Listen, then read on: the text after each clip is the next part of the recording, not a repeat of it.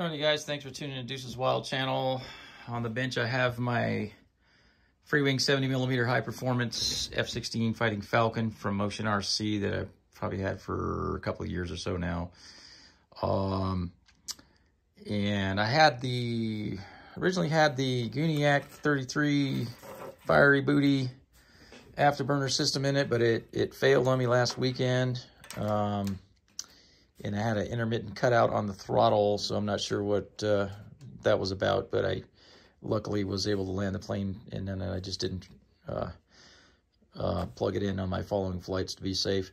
But it went out. I think the controller's still good. I'm not sure, but I do know the bulb for sure is not lighting up. I can't test it with a different bulb that I have because this is a JST and the other ones I have are servo lead. But anyway, I was kind of ready to move on to bigger, brighter things. So I went ahead and installed the 5280 Truefire Afterburner system controller and light in this jet.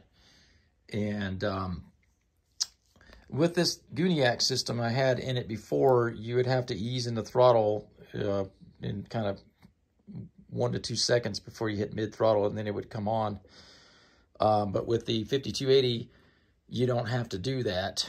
The other cool thing about 5280 RC Truefire Afterburner systems is you don't have to send a cashier's check to his private address and then wait umpteen weeks to get your product. With this system, it's like ordering anything on any normal website like Amazon or whatever, and you'll get it within, usually within 5 business days, which is nice, especially if you're in the lower 48. So anyway, without further ado, let's check it out. Let's see. Prop secured, motor on. Let's check it out here. I'm gonna point it away from me so it's not quite in my face blowing, but here we go. And I'm gonna look forward to having fun with this on the next time I fly it.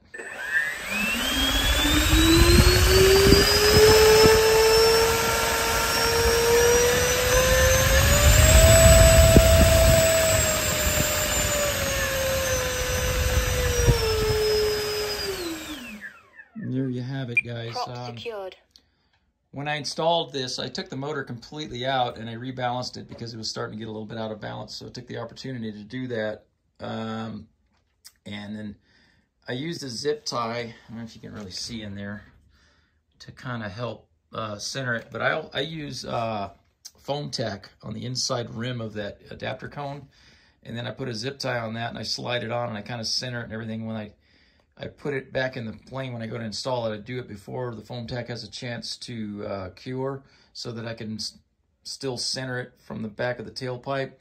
And then I add an extra bead on the back side of the adapter cone in the motor can to help secure it in place so I don't have to just rely on a little bit of foam tack between the motor can and the plastic. It's also an extra bead there, so plus the zip tie. And I've never had any of them come loose on me so far, so everything's been good. But thanks for tuning in to the Deuce's Wild channel, guys.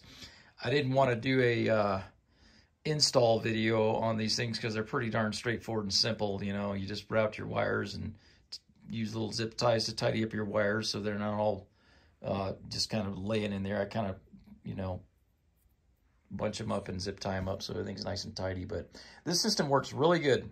So you know where to get them, guys. Contact my buddy Larry at 5280 RC and get yours today. Deuces out.